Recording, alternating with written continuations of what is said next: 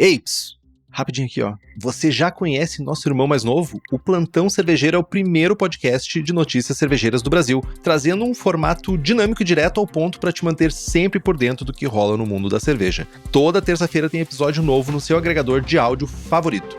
Dá o play e fique atualizado.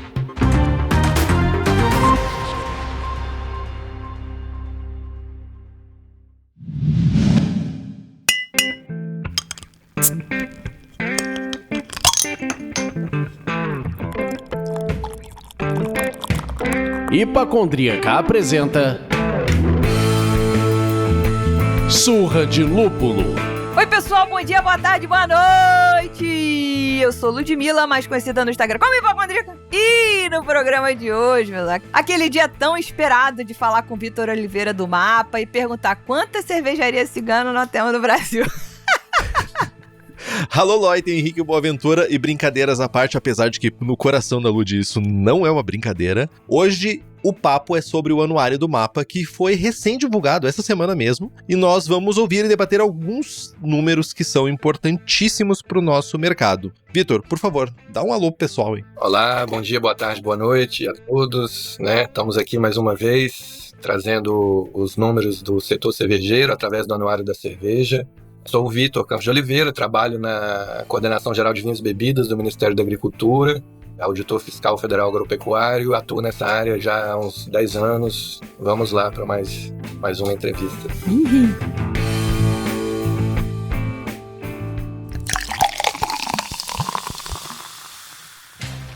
E o Surra de Lúpulo produz conteúdo de qualidade, de forma ininterrupta, há mais de 5 anos e queremos continuar exatamente dessa maneira. Na verdade, queremos inclusive melhorar. Então, se você gosta dos papos, conteúdos e reflexões que a gente traz aqui, considere apoiar o Surra de Lúpulo através do link do Apoia-se, que é o apoia.se/Surra de Lúpulo. Claro que também tem sempre um jeito grátis para você ajudar. Pega o link desse episódio, manda para quem curte cerveja artesanal e espalha a palavra do Surra de Lúpulo pro mundo. Outro jeito bom de ajudar é seguindo a gente na sua plataforma de áudio preferida, deixando 5 estrelinhas na avaliação. Isso ajuda muito as plataformas a entenderem que a gente é relevante para você.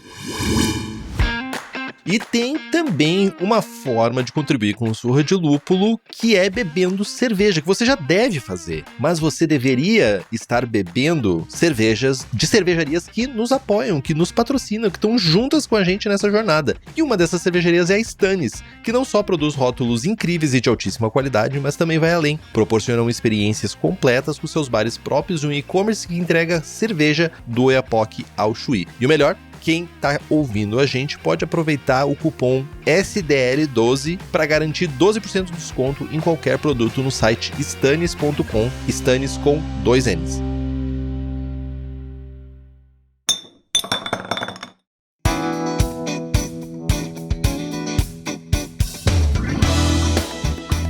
Bom, a gente, para não ficar aprendendo aqui o Vitor, vamos começar esse papo logo. Eu tive o prazer de ir até Brasília para assistir a apresentação dos dados do anuário, e é sempre uma satisfação porque a gente tem esse misto de antecipação. Eu que sou uma pessoa ansiosa, curiosa, aquele misto de antecipação com os dados, aquela aflição, e ao mesmo tempo ver grandes amigos que a gente só consegue encontrar em evento, né, poder abraçar esse pessoal, conversar um pouquinho mais tete a tete. Então o Vitor tá aqui com a gente pela 3ª vez, se não me engano. Isso. Né? E aí a gente vai olhar os dados que foram apresentados recentemente, entender como é que a gente pode usar ou perceber esses dados de maneira melhor, né? Então, Vitor, na sua opinião, quais são os melhores destaques ou os maiores destaques que esse anuário trouxe pra gente? Você que é o pai da criança. Vamos lá. Não, realmente, o lançamento foi agora, né, recente, e é um momento sempre bom de rever o pessoal, encontrar com os amigos. E essa versão do anuário, eu acho que ele trouxe tem algumas informações novas que não tinha nas edições anteriores, mas eu acho que aquilo que veio de mais interessante é o demonstrativo aparente, né? Claro que a gente tem duas, sobre a declaração de produção, e a gente vê um aumento muito significativo, talvez uma mudança no perfil de consumo, aumentando o consumo de cerveja sem álcool. Claro, que eu digo que é um demonstrativo porque a gente teve essa inovação o ano passado e essa é a segunda edição que traz esse volume de produção. Uhum. E, comparativamente ao ano passado, o consumo de bebida da cerveja sem álcool cresceu 530%. Então, assim, chegou... 536,9, para ser preciso. Caraca. Exato. A quase 5% do volume total de cerveja no Brasil já é a cerveja sem álcool. Então, eu acho que isso é muito significativo. E eu acho que isso é o dado, talvez, que mais salta aos olhos, assim, quando a gente pega a edição desse ano. Também teve um aumento da cerveja sem glúten. Uhum. Eu acho que são tendências que a gente vê mais ou menos, mas aí quando você tem um número assim, isso se torna palpável, né? Também cresceu 130% Legal. o volume da cerveja sem glúten. E a gente tem o número da proporcionalidade da produção nacional de sem glúten hoje? Ou é um número ainda que não se tem? Não, a gente pode calcular. Eu acho que o anuário não trouxe precisamente quantos por cento do todo é de glúten. Mas também a gente pode fazer depois esse cálculo aqui também, não Sim. precisamos nos deter aqui. São 71 milhões de litros num total de 15 bilhões e 300 milhões. Então, 70 milhões perto disso. Não, tudo bem. Os matemáticos de plantão façam essa conta aí no Excel. Mas eu acho que tem mais dados que são bem legais, assim, por exemplo, o setor cervejeiro tem aproximadamente 42 mil empregos diretos, né? Então é uma fonte empregadora muito importante para o país, né? A gente teve um crescimento, apesar de contra todas as expectativas ainda, um crescimento de 5,5%, né? O que importa dizer que, pelo que eu estava lendo lá, a gente teve mais 102 e menos 111. Então a gente teve 213 novos registros, é isso, né? Isso, exatamente. Esse ano a gente trouxe, né, era um pedido que sempre vinha da gente colocar também os cancelamentos. Então a gente verificou que no ano passado teve 111 cancelamentos, né? 111 registros foram cancelados. Mas mesmo com esses cancelamentos, ao final do ano, o saldo foi de 102, né? Então, ao todo, descontando já os cancelamentos, foram 213 novos estabelecimentos que entraram aí no circuito. Perfeito. Então a gente está falando aí de 1.949 cervejarias. É o novo número que todo mundo vai falar de agora até mais ou menos maio, junho do ano que vem. Mas enfim, é legal. Ô, Vitor, só uma dúvida também que é importante também é que esses números são de cancelamentos que foram solicitados pelas cervejarias, né? Cancelar o registro delas, né? Pode ser tanto por solicitação voluntária, a cervejaria, por qualquer questão, não vai permanecer no ramo, ou cancelamento de registro feito pelo próprio mapa. Ah, entendi. Pode ser uma coisa ou outra. Entendi. De todo jeito, é uma cervejaria que está deixando de atuar na atividade. Seja fiscalização, alguma outra coisa, né? Exato. Perfeito. Ou até do vencimento do registro, né? Venceu o registro, não pediu renovação, e aí a fiscalização vai até o local, vê se o estabelecimento ainda está em funcionamento. Quando não está, já cancela o registro. É 10 anos, né, o registro? É uma coisa assim? 10 anos a validade. 10 anos. Exato. Olhando para esses números, eu fico realmente impressionante porque a gente vê... Alguns números chegam a ser um pouquinho contraditórios, pelo que a gente vem acompanhando, questão de crescimento, importante que a gente tenha esse crescimento, né? Por exemplo, um acumulado desde 2000, se a gente for considerar ali, a gente considera o boom, né, da cerveja artesanal, por exemplo, a gente considera ali no meio de 2015, mas desde os anos 2000 a gente tem um crescimento gigantesco dessa cena cervejeira. Então tem muita coisa acontecendo. Esse número tá correto? É 4.772%, é isso? Isso, exato. Porque o recorte é de 2000 adiante, né? Então, em 2000, se eu não me engano, é 40 estabelecimentos que tinha registrado, né? E hoje a gente chegou em 1.949. Então, acumulado ao longo desse tempo todo, vai chegar num percentual de crescimento enorme. Só que esse crescimento ano a ano, de 2019, aparentemente, para cá, ele vem desacelerando. Então, assim, a gente continua tendo crescimento no número de estabelecimentos, só que em proporções comparativas, né, relativas ao ano anterior, vem diminuindo. A gente, eu acho que a primeira vez que eu vim pra gente fazer a entrevista era 11% de crescimento que teve. Sim, acho que foi 11,6. 11,6. Aí depois foi pra 6,5. 6,8. 6,8. Agora 5. E agora 5,5. Tá achatando a curva. Exato, a curva tá tendo um outro comportamento. Mas continua em alta, assim, continua crescendo, só que numa aceleração menor. E outra coisa também que eu fiquei acompanhando aqui é que, por muito tempo, né, a gente tinha uma questão, talvez um pouquinho de bairrismo do Rio Grande do Sul, ou não, mas sempre tinha uma visão de que o Rio Grande do Sul é o estado cervejeiro, é o maior estado cervejeiro. E agora a gente tem dados para comprovar que não. Nós temos São Paulo com uma liderança, né, em 427 cervejarias no estado de São Paulo, seguido pelo Rio Grande do Sul com 349 e Minas Gerais com 257. Ou seja, definitivamente o Rio Grande do Sul não é mais o estado cervejeiro ou o maior estado cervejeiro. Em número de estabelecimentos, realmente São Paulo está à frente. Assim, quando a gente vai tentando cruzar os dados de estabelecimento com volume de produção, com o que eu observei, assim, se você pega o volume de produção da região sul, ele é muito abaixo que a da região sudeste. Sendo que na região sudeste e a região sul tem mais ou menos equivalente o número de estabelecimentos totais, assim, 40 e poucos por cento da região sudeste e 39% é da região sul, em número de estabelecimentos. Mas no volume, o descompasso é muito grande. O Nordeste até produz em volume mais que o Sul. Então eu acho que essa visão que a gente tem, como você falou, do Sul ter uma cultura cervejeira, é porque eu acho que são vários pequenos estabelecimentos. E a gente vê essa pulverizada no estado, em Porto Alegre, nos locais. Por exemplo, eu falei do Sul, mas pegando o Rio Grande do Sul como um exemplo, eu acho que isso é mais perceptível no dia a dia nosso, apesar de que o número de São Paulo seja maior. Mas também a população em São Paulo é maior. Justo. O volume econômico de São Paulo é maior. Então, assim, se a gente tentar alguma metodologia de estudo, talvez o Rio Grande do Sul chegue a ser mais significativo, tendo em vista as condições, além do número em si de estabelecimentos, né? Bairristas de plantão deram um sorriso agora. Eu fico... Como é que eu vou dizer? Eu tinha falado que eu não ia falar isso, mas vocês começaram, não fui eu que comecei. Mas, enfim, se a gente for olhar esse contraste da produção, justamente quando a gente está olhando aqui, sei lá, 427 cervejarias em São Paulo e 349 no Rio Grande do Sul, e ainda assim o volume no Sudeste ser muito maior do que no Sul, apesar da gente ter essa percepção que o Sul é muito cervejeiro, que a gente está olhando, Henrique, com um olhar craft. Ah, sim! Aí você tem que olhar onde as grandes indústrias estão produzindo, né? E aí, lógico, nesses lugares o montante global de produção vai ser jogado lá em cima, que é o caso do Nordeste. Exato. Que, consequentemente, tem muito menos fábricas artesanais, porém tem um volume de produção muito alto, porque tem muitas fábricas na região Nordeste. Então, tem tudo isso.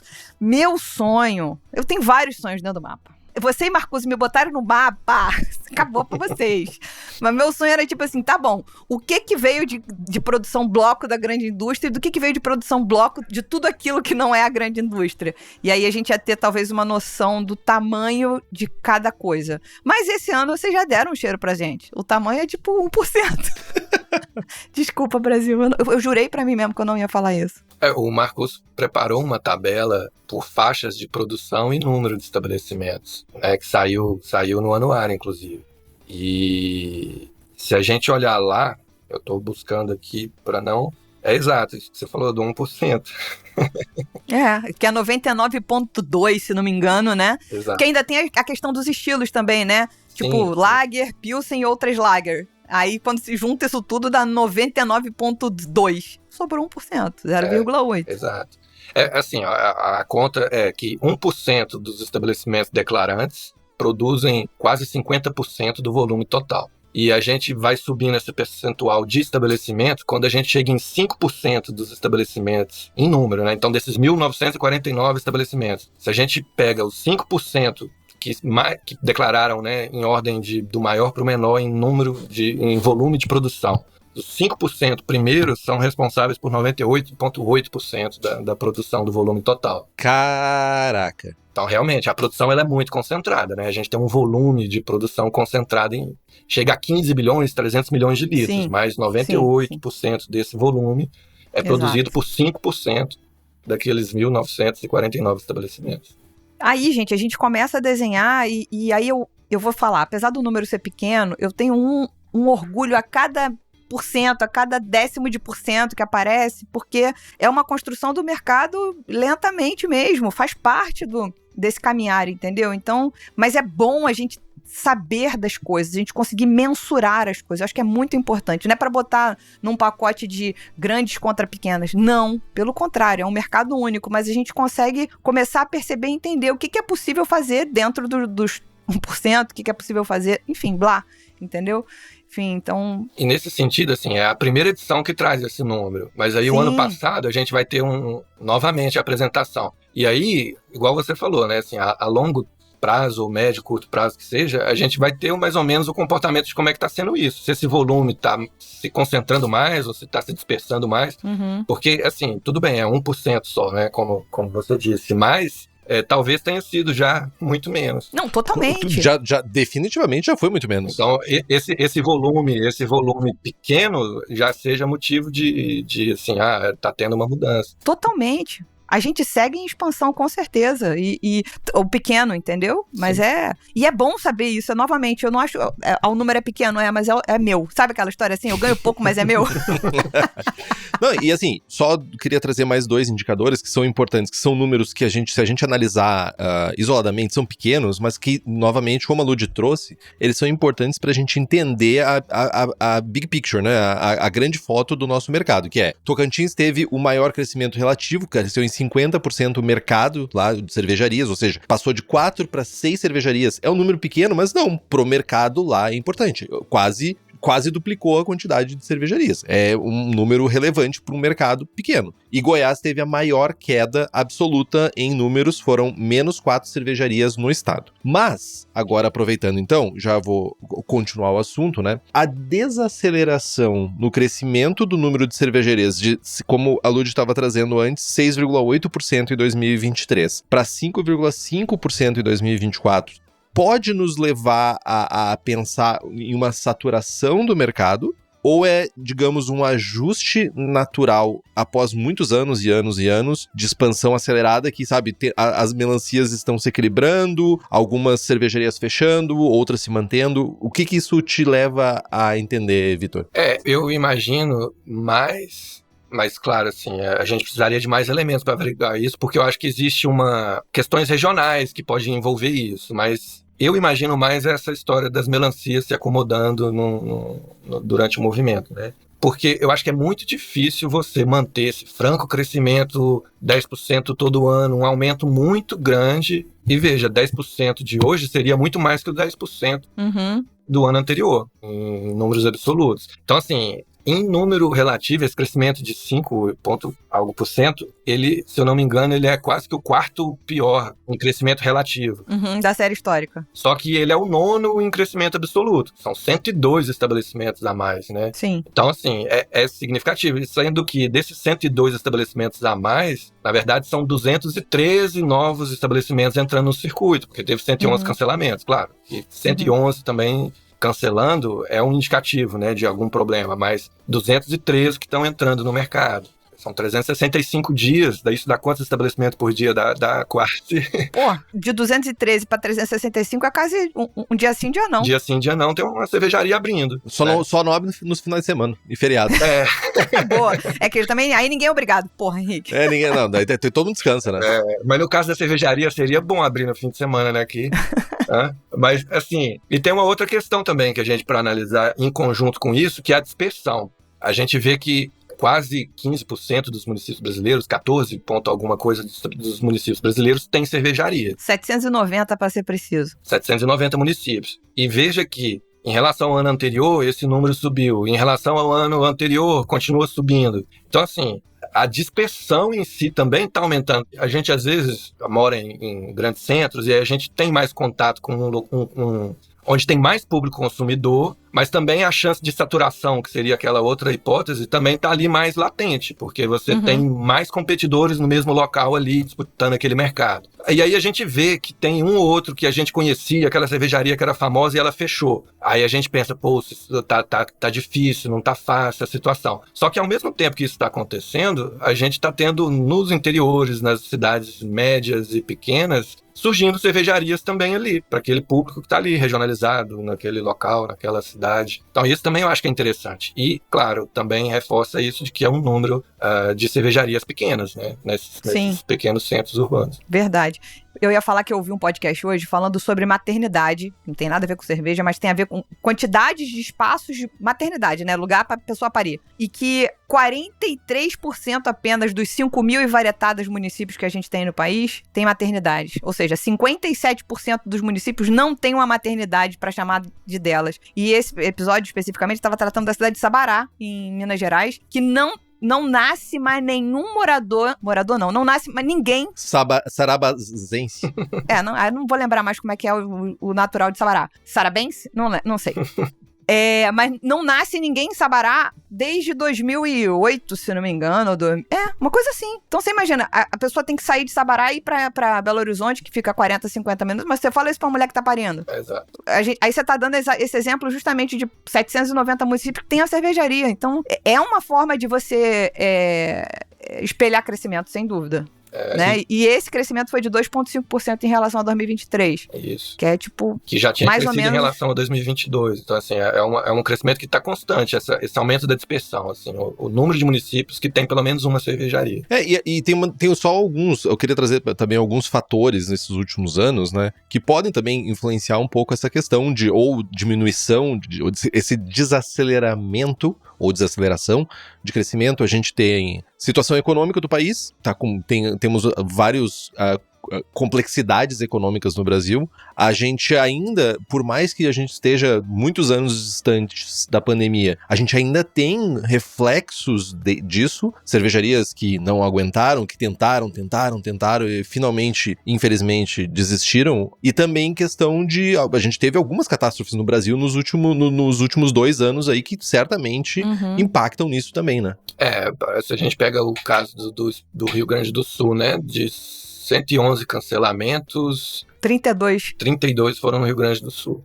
Então dá quase 30%, um pouco abaixo. É bastante. Isso fora quem ainda não fez nada com esse assunto, né?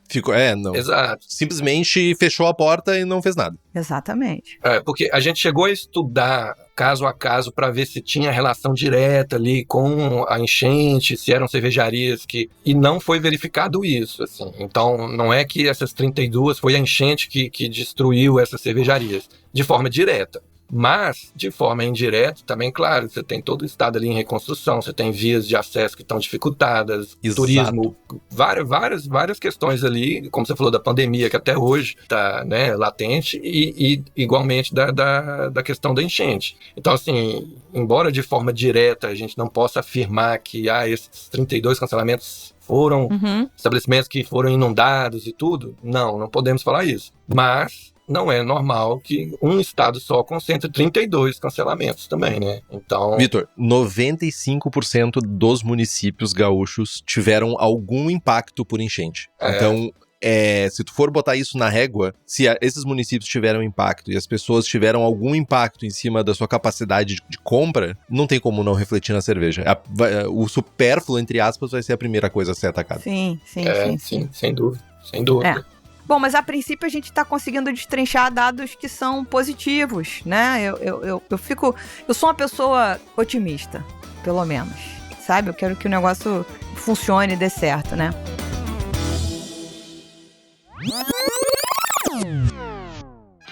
Eu detesto ser clichê, mas vou ter que começar essa chamada desse jeito. Eu tenho uma boa e uma má notícia. A boa é que a lendária Fusca Azul tá de volta. Depois de 6 meses esgotada, a IPA de maior sucesso da Prússia finalmente voltou pro site. Agora, a ruim é pesada. Pesada mesmo, segura essa. É que a Ipanema Double IPA tá nos últimos suspiros. Então, o recado é claro. Aproveita que as duas ainda estão no estoque e garante o seu combo enquanto dá tempo. E lembre-se de usar o cupom SURRA na sua primeira compra no site, gastando pelo menos R$ 99,00, que de quebra você ainda ganha mais 3 cervejas.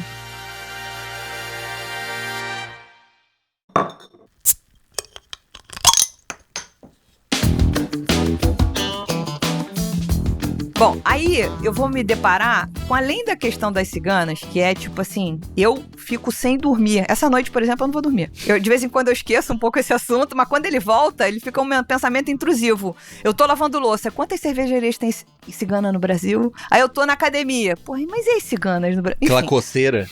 Aí a segunda que fica batendo em minha cabeça é essa aqui, ó.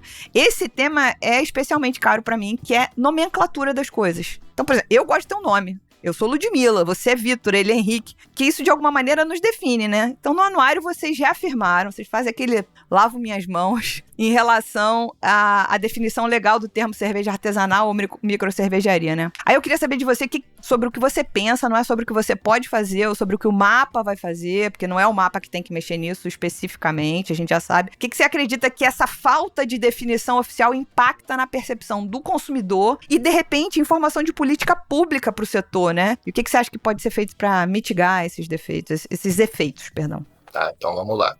A gente tem até sido bastante demandado quanto a essa questão. Oh, glória! É pronunciar uma voz chata. Tipo...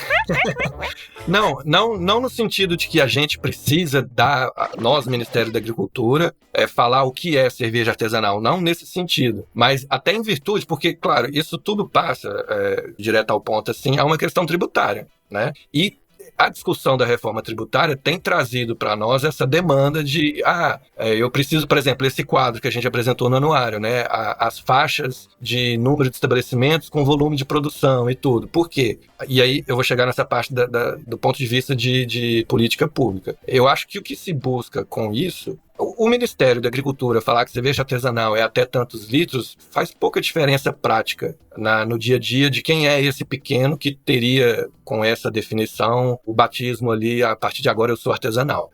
O que eles buscam, de fato, é essa questão de tributação que seja compatível com a escala de produção. E a gente tem fornecido a todos que nos pedem, inclusive outros órgãos do governo, essa tabela com esse número, tem tantos estabelecimentos, esse 1% que produz, ou melhor, esse 95% que produz só 1% do volume, né? 95% dos estabelecimentos que produz 1% de volume. Uhum. Então, assim, e aí começa a ficar algo que vai além das nossas capacidades aqui e tudo, enfim. Sim. Mas eu acho que a diferença, a gente tem no Ministério, eu acho que eu acredito que eu já devo ter falado sobre isso aqui em outras oportunidades, a gente tem produtos artesanais dentro da própria área que eu atuo de vinhos e bebidas. A gente tem suco e polpa artesanal, com conceito estabelecido em lei, decreto que regulamenta e tudo.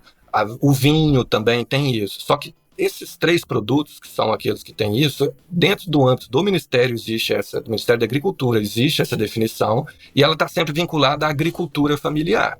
Então, assim, para o Ministério da Agricultura hoje criar a nomenclatura cerveja artesanal como uma denominação de produto, a gente precisaria levantar quais são esses critérios e o que isso implicaria em termos de registro de estabelecimento, de condições de responsabilidade técnica, de condição higiênico-sanitária, onde a flexibilização ela é pequena também, não é porque, vamos dizer assim, não é um estabelecimento de escala de produção menor, ele não vai ter cuidado higiênico-sanitário. Total, não é a mesma coisa. Não é aí que vai estar a flexibilização. A flexibilização que se almeja, como eu disse, é mais naquele sentido de tributação, de incentivo fiscal, que aí, se você tiver, é o que argumentam, né? Se você tiver uma alíquota mais baixa para esse público, você tem muitos mais estabelecimentos que podem conseguir entrar, vai gerar emprego e a arrecadação, ao final das contas, vai aumentar porque você vai ter mais gente participando do circuito ali. Então, eu acho que é nessa linha, assim, né? Aquilo que nos compete fazer, a gente está fornecendo os dados. E aí, aonde esses dados vão levar, a gente tem que seguir para assistir e ver. Eu até acho que a maneira com que a reforma tributária está posta nesse momento, até o presente momento, né? Que foi uma grande vitória para o setor cervejeiro, de alguma maneira. A gente está esperando a alíquota ainda, né? Mas, a princípio, a gente conseguiu se reunir, todas as cervejarias, naquela do tipo, o teor alcoólico menor, até uma faixa de teor alcoólico, vai talvez ter um imposto seletivo diferente. Pelo que eu me lembro, alguma coisa parecida com isso. Enfim... Se a separação for essa, do imposto especificamente, é mais nomenclatura. E nomenclatura, quando eu falo, eu acho que nem a designação melhor nem é artesanal, porque são todas fábricas. Então, não tem um conceito artesanal a partir daí, né? É tudo fabril. É aí que eu ia entrar. Tecnologicamente, o que é que muda, né, de uma artesanal para uma que não fosse artesanal, né, em termos de sistema de produção? Volume. É volume. É isso que eu ia perguntar, ou afirmar, ou fazer uma hipótese. Pra mim, como tu trouxe um ponto muito importante, né, Vitor? Que é a questão de que não é porque é artesanal que vai ter menos fiscalização ou menos critérios para desenvolver um produto. No final das contas, é um produto que está sendo entregue para um consumidor que precisa seguir regras. Mas, pra mim, eu não sou do mapa, não sou de nenhum ministério, eu sou somente uma voz pensante aqui, que é volume. Como é que a gente incentiva? Tendo incentivos para quem produz menos, que ainda assim vai ter que empregar pessoas, que ainda assim vai ter que comprar insumos, que ainda vai ter que... E isso possibilita... Aquela pessoa que vai vender menos quantidade, ela vai ganhar menos dinheiro porque o tipo de venda é diferente. Então eu acho que é volume. Tem que definir que até certo volume é alguma coisa e depois disso é outra coisa e depois disso é outra coisa.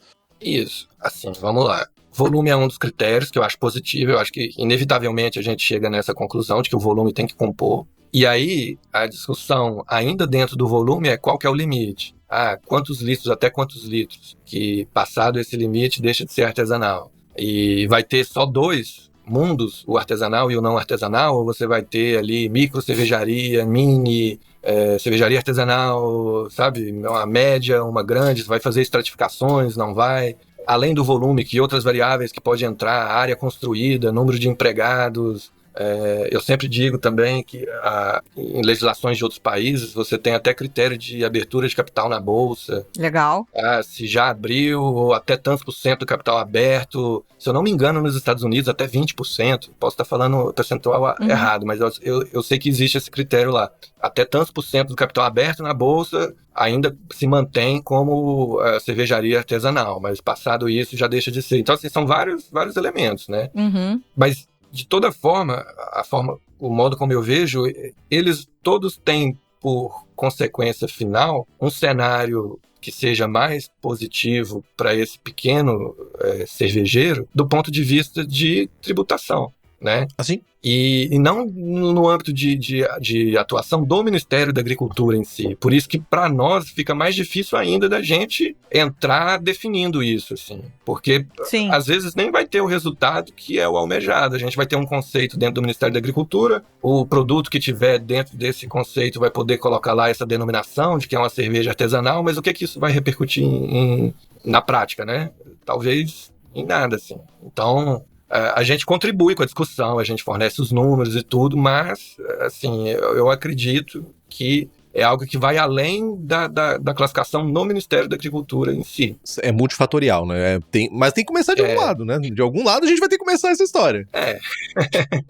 Sim, sim. Ô, Vitor, aproveitando só que tu trouxe na pergunta anterior, que a gente falou sobre enchente, a gente falou sobre cancelamentos, né? Que o Rio Grande do Sul teve 32 registros no mapa encerrados. E tu também falou sobre acompanhamento feito pelo mapa das cervejarias gaúchas, né? Aí, como é que é? Só pra gente entender aqui, que tu trouxe que foi feito esse acompanhamento, mas como que é? Realmente é bater na porta, é ligar, é mandar e-mail e tentar fazer um double check? E se além disso, de fechamentos, vocês também estão fazendo acompanhamentos com quem ainda tá aberto, vendo como é que tá evoluindo, né? Cada caso, né? Seria bom a Aline presente aqui, a Ludmilla conhece, é a colega que trabalha lá no Rio Grande do Sul com isso. Bom, eu acompanhei não lá localmente, né? Eu fico em Brasília, mas eu vi discussões na Câmara Setorial, né? O Ministério da Agricultura, na época da enchente, ele criou um comitê que não só da cerveja, mas de todas as atividades agropecuárias que estavam sobre a alçada do mapa, e tinha um comitê de gestão de crise, para detectar onde estavam os principais gargalos, onde poderia ser ajuda, facilitação de crédito, suspensão de prazos, uma extensão rural localizada, enfim. Então, esse trabalho foi feito conjuntamente para todas as atividades, inclusive a questão das cervejas. E na Câmara Setorial da Cerveja, inclusive, foi feito um grupo também de trabalho, com participação de vários entes ali, participantes da Câmara Setorial, de apoio àquelas cervejarias que estavam em dificuldade. Inclusive, tinha local que teve água de revirar todos os equipamentos, então ficar grudando um tanque, subir um tanque de fermentação e ficar preso na estrutura do teto, pra você ter ideia do tanto que a água subiu. E, claro, isso envolve um custo muito grande de recuperar tudo, às vezes até de algo que não é recuperável naquele local, você tem que mudar de endereço, reestudar todo o negócio. Então, dentro do âmbito da Câmara Setorial, isso também foi feito um grupo que estudou a questão ali e tratou isso. Da fiscalização em si, veja, a partir do momento que a atividade está suspensa, o estabelecimento não está produzindo, ele não está ainda que esteja com a estrutura totalmente inadequada, ele não está oferecendo nenhum risco, porque dali não está saindo nenhum produto, não está sendo produzido. Então, claro, assim, a fiscalização tem essa sensibilidade de saber qual que é o momento em que você precisa acompanhar ali de uma forma de fiscalizar mesmo, para ver se tem alguma irregularidade. O estabelecimento está todo revirado do avesso e tudo. Sim, mas não está em atividade produtiva, está se recuperando, está se adequando, e o prazo é do próprio local, né? Claro, a partir do momento que ele estiver fazendo uma nova produção, precisa estar em condição adequada, mas isso vai levar um tempo, e aí o Ministério localmente ali acompanhou isso também. Total. Eu fico pensando aqui, como a gente falou de pandemia, para entender reflexo de fechamento depois de 5 anos do começo dela, eu acho que a gente ainda vai experienciar em relação ao Rio Grande do Sul um tempo que tem a ver com ou cervejarias que tentaram se reerguer, conseguiram num primeiro momento e depois arrefeceram, ou vencimentos, cancelamentos por inatividade ou por falta de renovação. Sabe, aquela galera que de repente falou, eu não vou mexer nisso agora de jeito nenhum, e cervejaria, tinha 7, 8 anos, e aí daqui a uns 3 anos a gente vai talvez ainda estar percebendo reflexos disso. Mas é uma informação baseada só em sovaquices. Tirei do sovaco.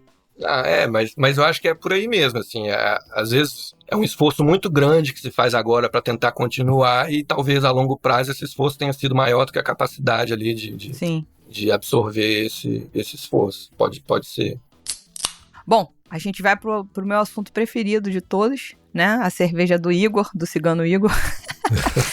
Por acaso, vocês têm algum planejamento interno de repente, dar uma olhada, vocês estão solicitando os dados de volume de produção. Aí o primeiro ano pode ter sido mais flopado, aí o segundo ano as pessoas falam, rapaz, realmente se eu não declarar vai dar zebra pra mim. E aí isso virar uma coisa mais constante ao longo dos próximos anos, que vocês consigam atestado, tipo assim, realmente tá todo mundo aqui, mesmo quem recebeu o puxão de orelha, começou a, de fato, declarar a produção, etc. Você acredita que a partir dessa informação, em algum momento, no futuro, sem me prometer data, a gente vai ser capaz de saber a quantidade de cigana ou estimar essa quantidade, nem que seja uma própria declaração da cervejaria que produz? Nada a ver, tudo a ver. Não, eu acho que o caminho que a gente tem, ele passa por aí, pela declaração de produção. Porque, assim, eu gosto sempre às vezes pode até soar repetitivo, mas eu acho que é importante falar sempre que o assunto é esse, né? No Ministério da Agricultura, a gente registra a planta fabril. É onde a gente vai fazer a fiscalização, onde está sendo feito um produto ali para colocar no mercado, enfim. Então, o registro é de uma planta fabril. O cigano, uma mesma planta fabril, pode fazer só para ela, eu sou dono da minha marca e estou fazendo só para mim, ou ele, vou alugar meus equipamentos aqui e vou fazer além de para mim, vou fazer para terceiros aqui, e aí pode ter inúmeros ciganos, esse número de cervejarias, se for contar cigano, talvez passe, né, e muito desses 1.949 estabelecimentos. Só que isso é uma relação entre esse estabelecimento registrado e terceiros, do qual o mapa em si ele não participa, então a gente não tem esse conhecimento. Eu chego lá no estabelecimento, indiferente se ele está fazendo a cerveja para ele ou para outro, as exigências serão as mesmas, a responsabilidade é dele que tem com o registro no mapa, né? Então ele que é responsável por tudo que está acontecendo ali dentro daquela planta fabril. Então, a forma como a gente teria de chegar numa estimativa de cigano seria pela declaração de produção. Quando o estabelecimento for declarar a produção dele, informar se aquela produção é própria ou se é cigano. A gente fez isso, a gente chegou num volume, mas só o volume não é suficiente, porque o volume ele pode ser de quantos ciganos, né? São de 10 ciganos, é de 200 ciganos, então muda muito. É uma informação a mais que está faltando. Aí partiria para uma segunda informação na declaração de produção. Então, além de informar que aquele produto em si é cigano, eu vou ter que falar de quem é esse cigano, para eu poder diferenciar quantos ciganos eu tenho ali. Eu, como ministério, estou recebendo 200 ciganos diferentes ou são só 2, entendeu? Entendi. Porque o mesmo cigano talvez pudesse produzir em outra fábrica, por exemplo. Pode. Em outra fábrica. Exato. Pode ser. O cigano pode fabricar no Rio Grande do Sul, São Paulo e Santa Catarina, por exemplo. Sim, aí você acabar contando ele mais de uma vez. Isso, e também uma única fábrica pode fazer para 3, 4, 5, 6 ciganos. Isso é o que mais tem. Sim, o que a gente está falando é, como o Henrique disse, eu estou produzindo em São Paulo e Santa Catarina, mas eu sou a mesma marca, eu sou o mesmo CNPJ, mas eu estou produzindo em estados diferentes, entendeu? Isso, nessa lógica eu teria que abater, porque eu não vou contar o mesmo cigano 2 vezes. Ele vai Sim. aparecer em 2 estabelecimentos diferentes, mas eu conto só um. Uhum. E desse outro jeito, eu iria aumentar o número, porque eu estou Sim, contando exato. que 10% da produção daquela fábrica é de cigano. Beleza, Uhum. mas são 10 ciganos, não é só um cigano ali. Sim, então é um número sim. maior do que aparenta ser. Aí, É. o que acontece? A gente vai criando regras na declaração para que o usuário que está lá operando o sistema na hora de fazer a declaração, para ele isso vai complicando a vida dele. Um estabelecimento que tem lá 50 produtos registrados, para cada campo que você aumenta na declaração, cada questionário, cada pergunta a mais, isso complica a vida do usuário declarante ali. E a gente tem que fazer um balanço entre a necessidade real imposta pela legislação, do que a gente precisa de informação, com aquilo que traz elementos a mais para a gente trabalhar como política pública, como estatística, para fazer no anuário, para trazer como curiosidade, enfim. E, nesse balanço, a gente traz a Câmara Setorial da Cerveja para essa discussão. Tipo, como é que está o formulário? A reclamação de que está muito difícil, que tem muita pergunta, o que a gente pode enxugar, o que a gente pode tirar. Mas tem uma informação que seria muito relevante para o setor e que não está presente, o que a gente pode incluir. E aí eu acho que essa questão de tentar quantificar o número de ciganos para além do volume que é produzido cigano, teria que ser feito um ajuste no sistema ali de declaração para captar essa informação. Hoje, na Câmara Setorial, tem um grupo que foi criado lá, um grupo de trabalho, a gente não pertence, do Ministério da Agricultura, da Coordenação Geral de Vinhos e Bebidas, mas o Eduardo Marcucci, lá da Secretaria de Política Agrícola, que é consultor técnico da cervejaria, faz parte desse grupo técnico, e eles estão lá em discussão para entregar até meados de setembro, outubro, no mais tardar, qual seria a proposta desse formulário, quais itens que poderiam ser retirados ou incluídos, e para a gente ter tempo hábil de receber isso ali em outubro, no mais tardar, para fazer as modificações no sistema, para que em janeiro do ano que vem a declaração seja recebida já nesse novo formulário. Legal. Então, assim, é um caminho que às vezes parece que não tá tendo evolução, mas tá. Aos pouquinhos. Sim. A gente vai estressando o sistema ali também para encontrar onde que pode melhorar. É um cruzamento de informações, né? Eu entendo que, assim como a Lud perde o sono com essa questão de entender o mundo das ciganas, quando eu vejo dados, eu penso assim, eu preciso fazer esses dados conversarem. E aí eu fico pensando, né? Esse caso de, tipo, uma cervejaria que produz em 3 lugares, ou um lugar que produz para 3 cervejarias, talvez a questão seja analisar pelo lado da cervejaria, não necessariamente a planta, né, cervejeira. Aí tu tem uma visão muito mais fidedigna de produção e de ciganos e ciganas, enfim. Mas realmente é uma coisa que me coça a barriga de vez em quando isso. Tô dizendo, pensamentos intrusos. Eu vou fazer uma camiseta pra mim, pensamentos intrusos. A gente vê por aqui.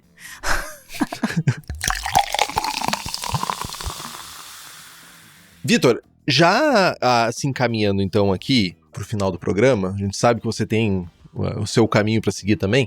Qual que é a mensagem que tu acredita que o anuário do mapa de 2025, né, que foi referente ao ano de 2024, trouxe? O que tu acha que foi a mensagem principal, por assim dizer? Então vamos lá. Assim, eu acho que traz muita coisa, assim, de verdade. Porque, do ponto de vista do governo, né, a gente falou aqui sobre tributação, a gente falou aqui sobre fiscalização, a gente falou aqui sobre urgências climáticas, de catástrofes, enfim. E para pautar o governo em termos de política pública, a gente tem que se basear em números, a gente tem que se basear, tem que ter uma ciência por trás ali para que você minimize ao máximo a chance de erro, para que você seja mais assertivo, mais eficiente, o zelo pela coisa pública de uma forma geral, orçamento, recursos, enfim. Então, o anuário, ele traz números que são importantes para vários setores do governo, não só o Ministério da Agricultura, né? Traz uma radiografia, uma fotografia do setor ali, de como ele está posto, né? E quais são as tendências que se pode imaginar, qual é o histórico. Então, acho que isso é algo bastante positivo se a gente olhar do ponto de vista governamental. Mas, para além disso, o próprio setor, né? Então, por exemplo, eu sou uma cervejaria grande, que seja. E tô percebendo que, cerveja sem álcool, então, chegou a 5% do volume, teve um aumento de 530%. Isso pode subsidiar uma tomada de decisão minha, né? Enquanto empreendedor. Eu sou uma pequena cervejaria, eu tô vendo onde que tá tendo fechamentos, eu tô vendo onde tá tendo abertura, onde está com maior tendência de crescimento, o estilo de cerveja que está mais sendo consumido, porque a gente olha lá, claro, tem aquelas cervejas tradicionais, que são o volume disparadamente maior, mas desses estilos de cervejas mais alternativos, qual que é aquele que é mais produzido? A gente vê lá que é a IPA, é algo que a gente já tem em mente, mais ou menos, né? Então, isso vai dando substância, você vai dando ferramentas, vai dando dados para ser trabalhado por todos os entes ali que participam do setor, né? Como eu disse, parte do governo, a parte do próprio cervejeiro, enfim, eu acho que trazer esses números é muito importante para qualquer tomada de decisão de quem atua no ramo da cervejaria, né? Total. Perfeito. Perfeito. Bom, pra gente encerrar aqui, eu sempre fico muito sedenta pela leitura dos dados do mapa, eu fico feliz em dizer que eu fiz uma pesquisa, essa semana me bateu um bicho da curiosidade que foi diferente dos anos anteriores. Eu falei assim, gente, quanto tempo eu consigo voltar atrás para trazer esse documento? Aí eu consegui na internet relativamente fácil de 2018 para cá. E aí a gente percebe como esse documento evoluiu, gente. Ele deu um salto de qualidade, de quantidade de informação. A ideia, o conceito é muito bom desde o começo, mas ele foi evoluindo muito e muito rapidamente. Então, a propositura aqui segue sendo a mesma, vamos encher o saco para ver se a gente ajuda na mudança, mas eu reconheço que é um trabalho insano, hercúleo, e que vocês tentam fazer da melhor maneira possível, então parabéns pelo trabalho realizado, a gente sempre quer mais. Parabéns. Volte aqui ano que vem para contar mais novidades, com mais números novos presentes, a gente vai adorar reportar, então Vitor, muito obrigada mais uma vez, parabéns, foi ótimo ter você aqui de novo. Valeu, obrigado, eu estendi aqui esses parabéns a toda a equipe que está por trás da elaboração, assim, a equipe lá da Coordenação Geral de Vinhos e Bebidas, do departamento nosso, da publicidade do mapa. Então, assim, são várias pessoas que trabalham juntos para chegar nessa versão final do documento. O Eduardo Marcus, vocês conhecem, mas tem a Ana Carolina, tem a Camila, a Marina, que participou também. Então, assim, são várias pessoas que ajudam a gente nessa atividade. E é isso, assim, e eu também gosto sempre de falar, não tenham receio de propor. Então, assim, jamais fazer a crítica do que precisa melhorar no documento, a abordagem que não está legal, o que seria interessante colocar, porque isso vai trazendo elementos para a gente ver o que é possível atender, o que não é, o que precisa ser mudado, o que tá bom. Isso é um termômetro bem bom pra gente. E aqui vocês que divulgam esse trabalho, divulgam o anuário, então vocês também devem receber bastante isso. Se puder encaminhar pra gente também é sempre bom. Com certeza. Bom demais. Muito obrigado, Vitor. E se você ouviu a gente até aqui, lembre-se de participar conosco nas nossas redes sociais, @Surra de Lúpulo, tanto no Instagram quanto no TikTok. Tem alguma sugestão de pauta ou convidados? Manda um e-mail para nós para contato@surradelúpulo.com.br. É isso, meus amigos. Henrique, até semana que vem? Até semana que vem.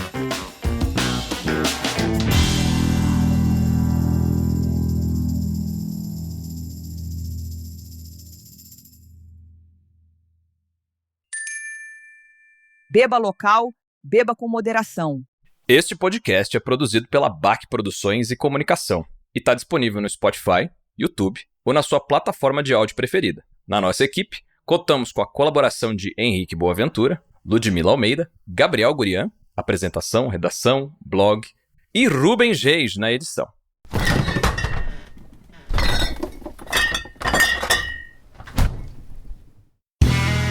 Este podcast foi editado por Play Áudios.